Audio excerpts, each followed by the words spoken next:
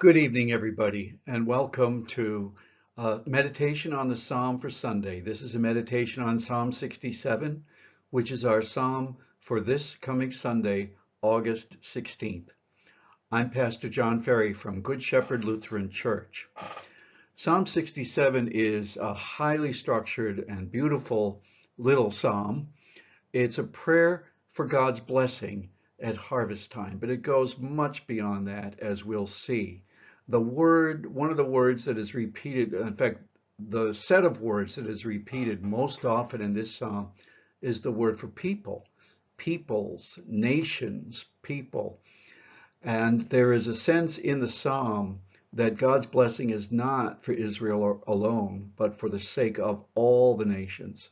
And that connects both to our first reading, which is from Isaiah. I will make my house a house of prayer for all peoples. And it also connects to the gospel reading for this Sunday from the Gospel of Matthew, where Jesus extends his help to a woman who is not a Jew, who is not a member of his nation, but he extends his help to her and mentions that her faith has saved her. So let's take a look at the different verses. May God be gracious to us and bless us. May he make his face shine upon us, so that your way will be known in the land among all the nations, your saving help. May the peoples praise you, O God. May all the peoples praise you. And you can see in the third line here, may the peoples praise you, O God. May all the peoples praise you. That emphasis on the end result of the blessing of God on the people Israel. The blessing is so that all the peoples will come to recognize what God is doing in Israel and praise God. So that your way, as it says in the second line, so that your way will be known in the land among all the nations. That's why there is this prayer for God's blessing. Let the people praise you and sing out, for you judge peoples fairly, and you guide the people in the land. We don't have enough words for people to translate all the words used in this psalm, so I distinguish between singular and plural just to show that those are two different words, but they don't have different meanings. Let the people, you could just as well say, let the peoples praise you and sing out. This is the central verse of the psalm. And if you notice, the reason the people are called on to praise God is because God judges all peoples fairly.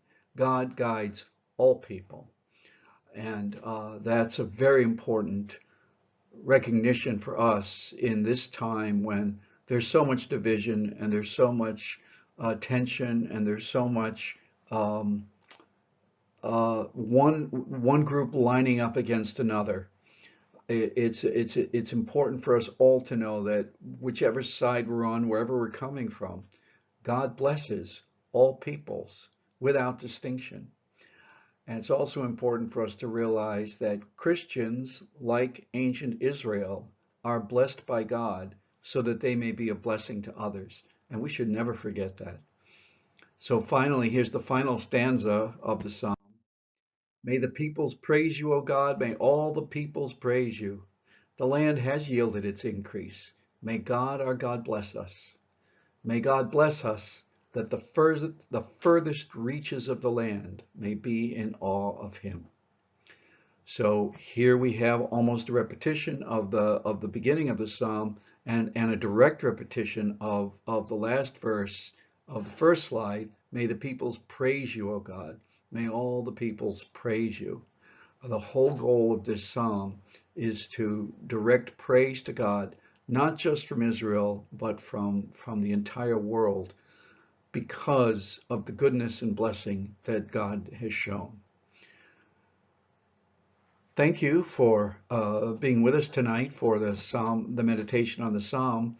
We're going to have the metric psalm tone from the Genevan Psalter in our last slide. Good night. God bless you all.